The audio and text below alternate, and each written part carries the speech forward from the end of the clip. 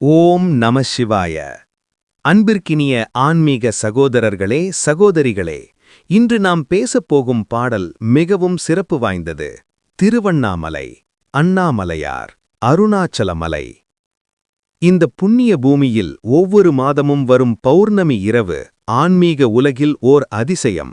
அன்று இரவு லட்சக்கணக்கான மக்கள் கிழக்கு கடற்கரையிலிருந்து மேற்கு தொடர்ச்சி மலை வரை இந்தியா முழுவதிலுமிருந்து வெளிநாடுகளிலிருந்து கூட ஒரே ஒரு காரணத்திற்காக இங்கு வந்து குவிகிறார்கள். அதுதான் கிரிவலம். பௌர்ணமி என்றால் என்ன? முழு நிலவு.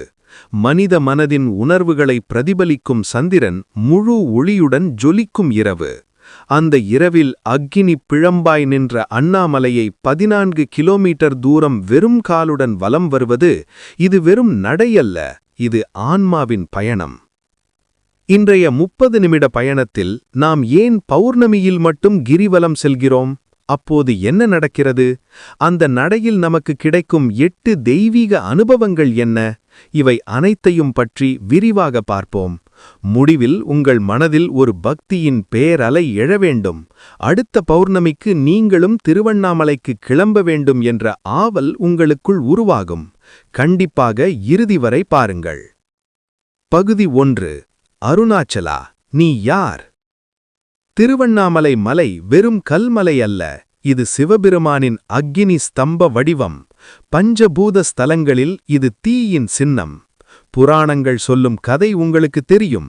பிரம்மாவுக்கும் திருமாலுக்கும் யார் பெரியவர் என்று முடிவே இல்லாமல் போன போட்டி. அப்போது சிவபெருமான் அக்கினி ஸ்தம்பமாக தோன்றினார்.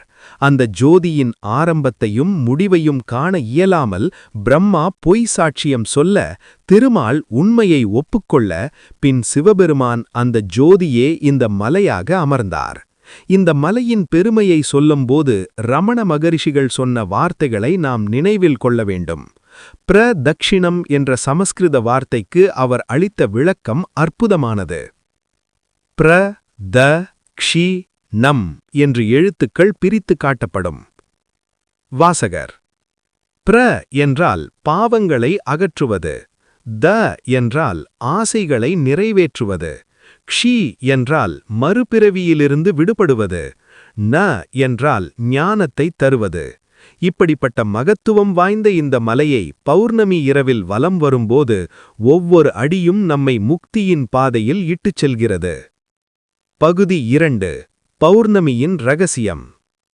வாசகர்: இப்போது கேள்வி எழுகிறது. சாதாரண நாட்களிலும் கூட கிரிவலம் செல்லலாம், பின்னே ஏன் லட்சக்கணக்கான மக்கள் பௌர்ணமிக்காக காத்திருந்து வருகிறார்கள்? இதற்கு 2 காரணங்கள் உண்டு. ஒன்று ஆன்மீக ரீதியானது, மற்றொன்று அறிவியல் ரீதியானது. ஆன்மீக காரணம்: பௌர்ணமி நிலவு நமது மனதில் இருக்கும் சந்திரனின் சக்தியை முழுமையாக வெளிப்படுத்துகிறது. இந்த இரவில் மனம் அமைதியடையவும் தியானம் ஆழமாகவும் செல்லும். அருணாச்சலமலை மீது பட்டு வரும் நிலவின் ஒளி நமது இருளை போக்கும் ஞான ஒளியின் அடையாளமாக பார்க்கப்படுகிறது.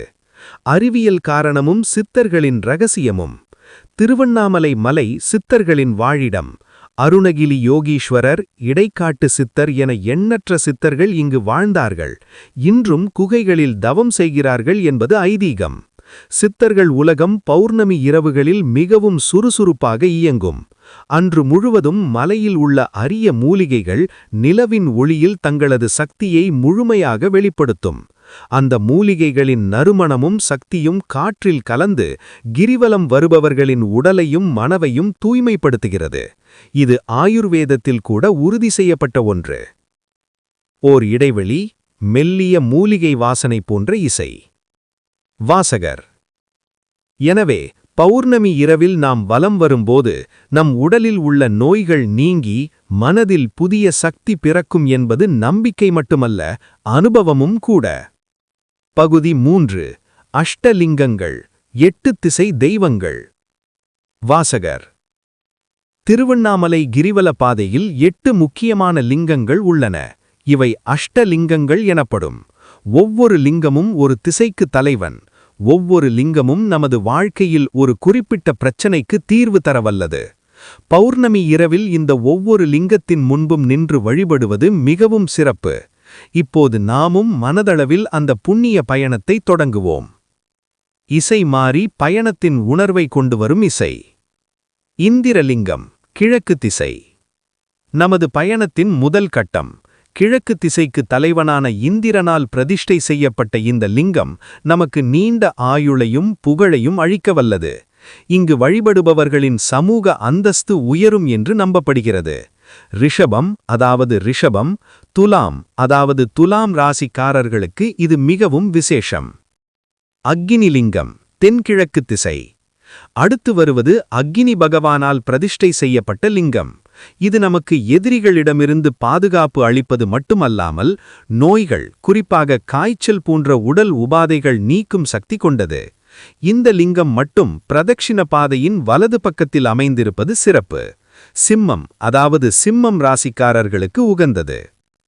யமலிங்கம், தென் திசை. தென் திசை யமனின் திசை. இங்குள்ள யமலிங்கம் மரணத்தின் தெய்வத்தால் பூஜிக்கப்பட்டது. ஆச்சரியமான விஷயம் என்னவென்றால், யமனை வணங்குவது ஆயுளை நீட்டிக்கும் என்பது நம்பிக்கை. வாழ்க்கையில் தடைகள் வந்து சிக்கிக் கொண்டவர்கள் இங்கு வழிபட்டால் அந்த தடைகள் விலகும். அருகில் உள்ள சிம்ம தீர்த்தத்தில் நீராடுவதும் சிறப்பு. விருச்சிகம் அதாவது விருச்சிகம் ராசி என்றால் இங்கு நின்று வணங்க வேண்டும். நிருதிலிங்கம், தென்மேற்கு திசை. நான்காவதாக நிருதிலிங்கத்தை அடைகிறோம். இது தென்மேற்கு திசையின் தெய்வம். இங்கு வழிபடுவதால் உடல் ஆரோக்கியம், செல்வம், பிகை அனைத்தும் கிடைக்கும். குழந்தை பாக்கியம் இல்லாதவர்கள் இங்கு வந்து வழிபட்டால் நிச்சயம் பலனுண்டு. அருகிலுள்ள சனி தீர்த்தத்தில் நீராடுவது சனி தோஷத்தை போக்கும். மேஷம் அதாவது மேஷம் ராசிக்காரர்களுக்கு உரியது. வருணலிங்கம், மேற்கு திசை. பாதி தூரத்தை கடந்த பின் மேற்கு திசையில் வருணலிங்கம் காட்சியளிக்கிறது. மழை தெய்வமான வருணனால் பூஜிக்கப்பட்ட இந்த லிங்கத்தில் நீர் சம்பந்தப்பட்ட நோய்கள், சிறுநீரக பிரச்சனைகள், சரும நோய்கள் போன்றவை குணமாகும். இங்குள்ள வருண தீர்த்தத்தில் நீராடுவது மேலும் பலன் தரும். மகரம் அதாவது மகரம் மற்றும் கும்பம் ராசிக்காரர்களுக்கு இது முக்கியமானது. வாயுலிங்கம், வடமேற்கு திசை. கிரிவல பாதையில் வடமேற்கே வாயுலிங்கம் உள்ளது. காற்று கடவுளான வாயுவால் நிறுவப்பட்ட இங்கு மூச்சுத் திணறல், இதயம் சம்பந்தப்பட்ட பிரச்சனைகள், வயிற்று உபாதைகள் நீங்கும். பெண்களுக்கும் குழந்தைகளுக்கும் இங்கு வழிபாடு மிகவும் நல்லது. கடகம் அதாவது கடகம் ராசிக்காரர்களுக்கானது. குபேரலிங்கம், வடக்கு திசை. செல்வத்தின் அதிபதி குபேரனால் பிரதிஷ்டை செய்யப்பட்ட லிங்கம் இது. இங்கு வழிபடுபவர்களுக்கு பண நெருக்கடி நீங்கும், வியாபாரம் லாபமாகும், பொருளாதார முன்னேற்றம் உண்டாகும். இங்குள்ள லிங்கத்தின் மீது காசு, நாணயம் போட்டு வழிபடுவது வழக்கம். தனுசு அதாவது தனுசு மற்றும் மீனம் ராசிக்காரர்கள் சிறப்பாக வணங்க வேண்டும். ஈசான்ய லிங்கம், வடகிழக்கு திசை. இறுதியாக 8வது லிங்கமான ஈசான்ய லிங்கத்தை அடைகிறோம். இது சிவபெருமானின் வடிவமான ஈசானரால் நிறுவப்பட்டது. இங்கு வந்து வணங்கினால் மனதில் முழு அமைதி கிடைக்கும். கடைசி லிங்கம் என்பதால் இங்கு வந்தவுடன் நமது பயணம் நிறைவடைந்ததாக உணர்வோம். இறைவனிடம் மனதை ஒருநிலைப்படுத்தி அருளை பெற இது சிறந்த இடம். மிதுனம் அதாவது மிதுனம் மற்றும் கன்னி ராசிக்காரர்களுக்கு உகந்தது. பகுதி 4. உண்மையான அனுபவங்கள். வாசகர். இந்த கிரிவலம் வெறும் புராண கதைகள் மட்டுமல்ல, இன்றைக்கும் லட்சக்கணக்கான மக்கள் அனுபவிக்கும் ஓர் அற்புதம். நேரடி அனுபவம் பகிரப்படுகிறது, மென்மையான இசையுடன். நான் பல வருடங்களாக திருவண்ணாமலை வருகிறேன். ஒரு முறை மனதில் மிகுந்த சஞ்சலத்துடன் வேறு வழியே இல்லாமல் பௌர்ணமி கிரிவலம் வந்தேன். நடந்து கொண்டிருக்கும் போது எதிரே ஒரு சாமியார் வந்தார். அவரை கடக்கும்போது அவர் என்னை பார்த்து, "பயப்படாதே, எல்லாம் சரியாகும்" என்றார். நான் திரும்பி பார்க்கும் முன்னே அவர் மறைந்து விட்டார். அன்று இரவுக்குள் என் பிரச்சனைக்கு ஒரு தீர்வு பிறந்தது.